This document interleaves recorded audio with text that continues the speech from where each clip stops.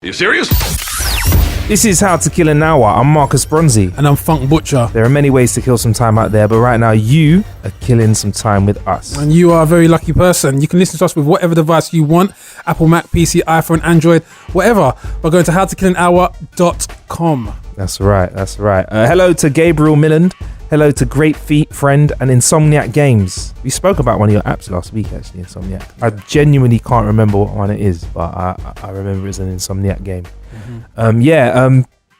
If you want to leave us a rating and review, we have put a description we put a link actually in the show description. Click on that and you'll be able to tell us how much you love us or hate us. And also, don't forget, everything we talk about in the show, or most things we talk about in the show, we put up at the blog howtokillanhour.com/BLOG. What's that website again, please, Funk?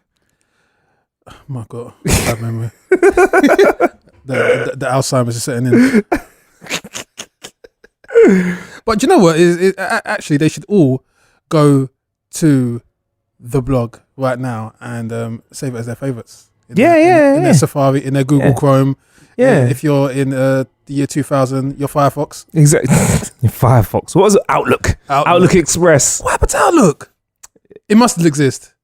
Was Outlook the Microsoft one? I don't know. I haven't used an actual computer PC in a long time, so I don't know if there's a PC in the office over there. Wait, Funk's going to roll over to the PC and we're going to find out. That's bad, you know, that we don't know. No, is that Outlook on the desktop? I can see. No, there's Firefox there. So I can't see. Everyone I know uses Chrome or... No, they had Internet Explorer. Yes. That's it. Outlook Express was the email. It's the email one. It's the email client. I don't use that. Yeah, Internet Explorer. Internet Explorer. I'm curious, you know, please tweet us at How to Kill an Hour.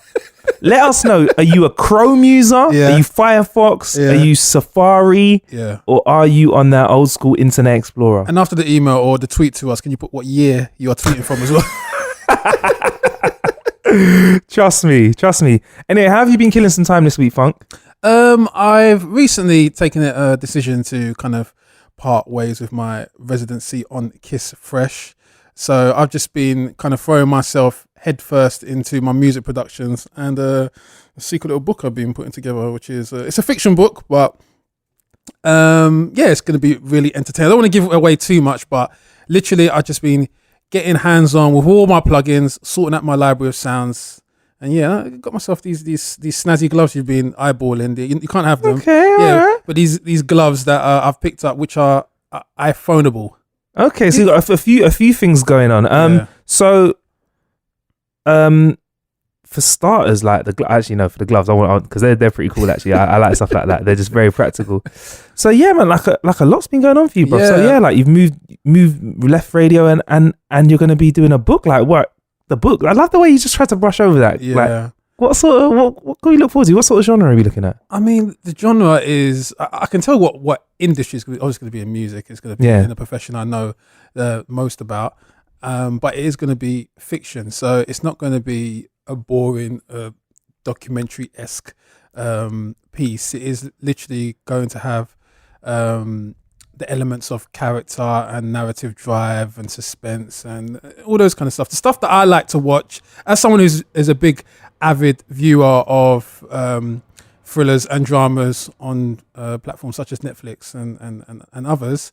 I feel like why not? I'll give it a shot. I've always had that attitude of kind of testing the waters in different industries and just improving my skill sets in different areas. You like comics as well, though, don't you? I do. I'm a big comic fan. Is it going to be comic-y? I think I might make one of the characters wear a cape in one of the chapters, but I don't know. Apart from that, I can't see it going into the comic realm. Maybe the comic would come later as a separate project. All right. Yeah. Fair enough. That sounds cool. A superhero that saves the dance called Funk Butcher. All right. What about, like, do you think it might have a gaming element to it? Actually, you know what? But the thing is, though, the games we play now, they've got like movie storylines. This is what I'm saying. There is nothing actually gamish or childish about any of the storylines I've seen in the games over the past 4 years, especially on PlayStation 4. They are very adult. Yeah, like it's weird. There was Sonic the Hedgehog. Yeah, it's actually quite difficult to be a child to go and get a computer game these days. You actually need a parent with you or someone over the age of 18. There's no game where it's like some off-key Italian guy, just like a plumber that's rolling around. It's like, Mummy, I want to play, Uncharted, a game where you see people killing each other properly. Yeah, I'm listening to 5-year-olds in my son's school playground talk about games about biological warfare. Like, huh? Counter-terrorism. Yeah, counter-terrorism and espionage. Okay, Teletubbies not enough for you? Could you imagine? Actually, on that note, yeah, there's a part of Universal. You know Universal Studios, yeah? It's a big theme park. I mean, I've been to Universal Studios in LA. It was a movie studio before it was a theme park, though. Still is. It still is a movie studio. So you still... What did I watch the other day? I think parts of Westworld, maybe, was still filmed in Universal Studios. So it's that. You've been there? Yeah, I've been to, yeah, Universal Studios. Is it big? Oh, bro. It's what are we talking, like Alton Towers kind of big? Is it Alton Towers, our UK theme park. So as a theme park, I feel like it was bigger than Alton Towers. In this same holiday, I think I did Six Flags as well. That's like a theme park. But I think for Universal Studios, the thing that stood out to me, there were sick rides, like a Transformers ride and whatever. I met this sick cosplay that was a Transformer. Yeah. But for me, it was when you do the studio tour, because you don't realize how much they reuse certain scenes in different films. Okay. So there's like this whole plane crash area that I swear it's every single plane crash that I've seen when I've watched American TV. And they're like, oh, we can't go to this area now because we're filming something here. So it's interesting to see an actual theme park, man. So that was pretty cool, man. Anyway, I digress. So Universal Studios is going to have an immersive Nintendo area in their theme park, bro. What? So Mario. Yeah, so they said there's going to be a Super Nintendo world. I'm gassed for this, bro. How does that tie with Universal? So have they done a deal? Have they bought Nintendo? Or here's the thing. Nah, you know what they've? I don't know how, but Nintendo seems to be selling off their products this year. Nintendo have been saying, Niantic, you can do the Pokemon stuff. Yeah. iPhones have Mario on them, so I think Nintendo are trying to raise some of that cash money. You know, they're doing a good bit of third party business. Yeah, you know, they've got strong brands, man. But the only catch about this is that this is going to open in Tokyo. There's going to be a Universal Studios in Tokyo. But I have a feeling that if this works over there, if it works out there, I can see it working in other Universal Studios, because Nintendo's worldwide. It's not like it's only, popular over in Japan. Do you know what I mean? There's not much more information about it, apart from them saying that there's going to be a Mario World. I mean, you can't do a Nintendo theme park without a Mario World where you can hop, skip and jump. I'm not gonna lie, I wouldn't mind jumping on a mushroom. Yeah. Just jumping on one. But yeah, that's all the information we have at the moment. There's a couple of pictures going around. Again, we'll put them up at howtokillanhour.com/blog. You can see them, but they're like very, very simple versions of concepts for the park. But it looks like it's going to happen in 2020. I'm excited for this. I mean, I've just got to be honest, Funk. I kind of know the answer to this, but would you go to Nintendo World? Is that something that would call you in? 1,000,000%. Yeah. 1,000,000%. No, probably 1,000,000,000%. Yeah. Do you think this is going to get more adult? Because retro gaming's doing its thing at the moment. Yeah. Retro gaming's been strong in 2016, 2017. Yeah. So is this reaching out to the retro side of you? Well, of course, because it doesn't seem to be any... This is the thing. Nintendo is such an amazing, powerful brand, but they have always, even in their progressive steps, stayed in the past. Yeah. I mean, a lot of their new titles are still kind of showcasing things like Zelda and Mario, and they're all classic titles, and as much as they're much loved and classic, they are able to relate back to the audience that were playing it, the consoles in the 80s. So when you say, does it connect with my retro side, I think that's the only side Nintendo does connect with, in all honesty. Fair enough. I mean, what else would you want to see in there then? Like, because obviously for me, Super Mario World, I'm nice with that. I wouldn't mind I wouldn't mind a Super Mario Kart course, because as a certified official bad boy at Mario Kart 64, like I think I'd put myself in top 2 seed in the world. The only person that could potentially beat me is me when I'm angry. Yeah. It's the only person that will beat Mario Kart, because I'm so sick at Mario Kart, bro. I used to love Mario Kart. What was Super Metroid? Was that exclusive to Nintendo? I can't even remember. I think it was. Yeah, I can't even remember. Was it? I think that game was really cool, man. That was the first kind of alien starship main protagonist kind of game I actually played. Did it have a story that game? I feel like it had a yeah, it did. I mean, people talk about Lara Croft, but this was the first female protagonist in the computer game. The only difference was that you didn't know it was a female because she had the suit, that sick body armor suit kind of thing. But that was a powerful title for them. It was more for the Nintendo gamer that wanted to kind of escape the whole cartoonish kind of looking soft kiddie world, kind of thing. So they had those kind of titles. And okay, cool. So Super Metroid World. Yeah. What was Star Fox? Star Fox. That was Nintendo. Star Fox was Nintendo. So things like that. Star Fox was like, that was like I remember the N64 version where you could do like fighting each other, 4 player. Yeah. Sick. Yeah. But so you want a Star Fox world? That'd be like a space world. But do you know what I really want? What? For this world, this Super Nintendo world to really take off. I'm telling you, come to Funk. I've got the key for you. All you need to do within this world is have a GoldenEye world. Oh my God! I'm telling you, listen, you will have so much business. It is unreal because there has been such a gap. And credit to Nintendo, they created a masterpiece and they left it. They didn't touch it. They didn't try to do a remake. They didn't try to do GoldenEye 2017 or 20. They didn't. They left it. Yeah, kind of thing. Game developers take note. There was no upgrade patch for that game. There's no patch for that game. They made it, put it out there. Yeah. Oh shit. Yeah. That, I mean, let's be honest. You may not have been born when this game came out. If you're 22 or under, because I think it was 90. Is it 94, 95? So if you're like under 20, you were not born when this game came out. GoldenEye was the best shoot 'em up. Yeah. Before you see what COD is now, that's what GoldenEye was. Exactly. Without GoldenEye, you don't get the blueprint for Call of Duty. Yeah. Everything that people loved about GoldenEye was actually imported into games like Call of Duty. Exactly. The soundtrack was amazing as well. Yeah. Is your mic drooping? Go on, you want to adjust it? Oh. Billy, we made some flaccid mics in here today, boy. So there was almost there. There you go, Funk. Yeah, that's nice. So yeah, it was before COD. It was GoldenEye basically, and apparently that game wasn't even meant to be 3D. But this is like a first 3D shoot 'em up where you can creep around levels. The AI had a bit of cleverness around it. Yeah. And do you know what though? If we add these things into Universal Studios, I don't know if it's a good thing or a bad thing. But if you're a young person, you may have to go Universal. You may have to take your parents to Universal Studios as a treat instead of them taking you to the studio.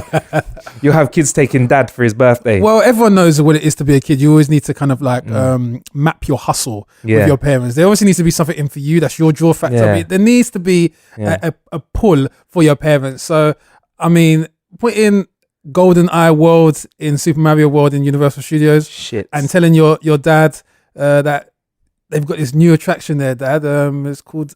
He'll be. I don't know if you heard of it, Dad. It's something called GoldenEye World. What?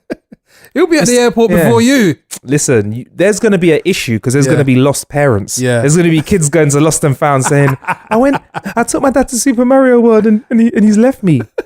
Could Mr. Smith please come to the Yoshi area? Your son is looking for you. Yeah. Well, I look forward to that, man. That could be sick. We need a Universal Studios over here. I mean, actually, no. We've got Warner Brothers Studios tour. Yeah. I did the Harry Potter tour. That was pretty sick. Yeah. But yeah, Universal Studios would be the one, man. I'm waiting for it. It seems like the logical kind of step when you look at games like my favorite game, of course, Uncharted. Yeah. I look at that game and said that looks like something that could be in a theme park. All the running around and the action. Because it looks Indiana Jones-esque. So it's a masterpiece. It's a proper game. That mad. That's sick. Do you know what's kind of like a computer gamey vibe? That Westworld show that I was watching. Yes. That could be feasible then. Yeah. If you can make a little Super Mario World and have little androids running around, as long as they don't get murderous and try and kill you and stuff, like in Westworld, don't be spoiling it. Anyway, Funk, so if you could, would you delete yourself from the internet? Because apparently it's possible now. There's an investigatory powers bill, also known as the Snoopers Charter, which is someone's trying to pass it. If it gets passed into law, then every digital thing you do will be recorded and held for up to 12 months. everything. The pizza you ordered last week, the weird Google thing that you checked because you've got like a lump on your finger and you're worried that you're going to die. And then you go on Google and then you start looking at like WebMD and then you think you and your whole family's going to die because there's a lump on your finger. The fact that you rewatched the promo video for Dildo Drone another 200 times. 200 times, yeah. Why are you Googling dildo drones after listening to How to Kill an Hour? And all that funky stuff. So yeah, that's gonna be kept online for 12 months, which is a lot of data, really. It is. Like, and obviously, let's be honest. I'm gonna be honest with you, Funk. I know you're gonna be honest with me. Yeah. You listen. Let's all be honest. Yeah. There's stuff that we've all Googled in this room that we'd really prefer no one else to ever see. I've Googled stuff and I've been like, if someone saw me Googling this, this would look so weird, like dildo drone. Of course. But anyway, so two Swedish men, Willie Dahlbo and Linus, have created a website that will erase you from the internet called dseat.me. You log in with your Google account, pull up all of the services and apps that are linked to that Google account, and they'll give you steps to delete everything properly. Why did the creators of this website sound like they're from an episode of Charlie Brown? Like Willie and Linus. Willie and Linus. It's either that or they're from like a 300 star film. King William and Linus. But I don't know, bro. But deleting yourself from the internet, nah. You're obviously somebody who you thrive online. You know how to stir the pot on Twitter. Follow Funk Butcher on Twitter. He doesn't mess around. He knows how to get a reaction out of his audience and the internet. There's many a time you put tweets out there that have ended up in the paper, basically. Yeah, like Funk's that sort of guy. He'll tweet something though, and something goes down, like the Chris Brown and Soulja Boy about to have a boxing match. Apparently, Funk will tweet something that will end up in an online article. Like, so yeah, deleting yourself from the internet. If you could and you wanted to, would you like this option to be available because of this whole 12-month thing? Me personally, yeah, no, I wouldn't. Because obviously I know how to kind of use the internet for my own benefits. But for a lot of people out there, for the listener himself or herself, it might be very, very daunting, that whole internet, even with all the tutorials and the massive information. I think that's what's making it a problem, that they don't know which information to take on board to better protect themselves against identity theft and unscrupulous characters online. So the best way to avoid a situation is to remove yourself from it, I guess, if you have no real understanding. So the problem with that is gosh, it's the people that make the internet. So imagine if so many people were deleted from the internet, not deleted, but they were so unsure of the potential possibilities. They were only looking at it as a glass half empty as opposed to a glass half full. Yeah. And they just removed themselves to the internet, to the detriment of the internet itself. Like all the contributors to the search engines, or the people that make up through the funny posts and just the mass of people. It is kind of like a situation where part of a football match is the actual crowd that attends it. So if you remove that crowd, you kind of lose the essence of the whole atmosphere, as it were. So I'm just basing it on one or two people. It's not really a problem. But if this starts to catch wind and people become to get more, like they lose their faith in the ability to feel safe and secure with the internet, because the defenses are pretty fragile and unpredictable, and they start to remove themselves from the equation, then on those levels where you have a mass of people, kind of like a mass exodus of people leaving the virtual world, then the internet becomes to lose its power, because I guess it was set up as to be a global community where everyone chips in. Yeah. You went deep, Funk. Yeah, I went deep. You talk about breaking the internet. Yeah. So if enough people left in short, you think there'd be the internet would lose its essence if it lost the audience that made it. That's a very important thing, It's not just the contributors, it's the audience that makes the internet. Of course. Like, what would Twitter be without that sort of banter that flies around? Yeah. I mean, it's a bit like there's certain apps out there. I think we spoke about a map app which bases its the validity of its road changes and traffic information on its contributors out there, saying yes, there is a no entry road here. Yes, there's been a crash here. So if you remove those people, the Waze app, yeah. So if you remove those people from the equation, then the app has no validity because there is no one there to kind of actually co-sign it. Interesting.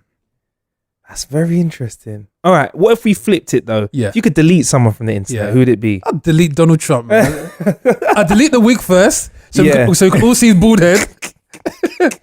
I'll let that image kind of marinate for 12 months, and then I'll delete him. Wow. Yeah. But do you know what? Like, I don't even like to talk about that guy because I feel like it's the fact that he's spoken about so much is what gave him the power. Do you know what I mean? Like, I feel like it maybe if there wasn't the internet, and there wasn't as much news coverage of him, he wouldn't have got into the position that he did. Yeah. I think part of it is the fact that people spoke about it. Yeah, it's true.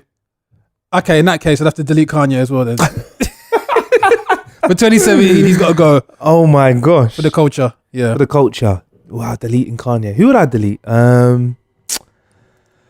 I'd probably just delete anyone that tweets New Year, New Me. Yeah. Yeah, they all have to go. Yeah, that's a lot of people though. That's a lot. That is basically my thesis. That's half the internet gone. You gotta go. Yeah. Even if it breaks it or not, that's gotta go. And people that use the dog face filter in Snapchat but post the videos to other social media. You know what 2017 is looking at? 2017 is looking like when you go into the club at 9 o'clock and everyone's standing by the walls of the bar. It's looking real empty there. Real empty. That's what it's gonna look like. Oh man. Do you know what's mad in the club though as well is when you're playing the hottest tune of the night, is how many phones are facing people's faces because they're like, Snapchat. Yeah. I'll delete those people. I'll delete those people who come to the clubs to use Snapchat and Instagram rather than dance. I'll have to delete them. That's everyone. Yeah. Fuck it. Fuck them. Except for the bar staff. Yeah, that's right. Yeah, they're pouring my drinks. I'm on that. That's cool.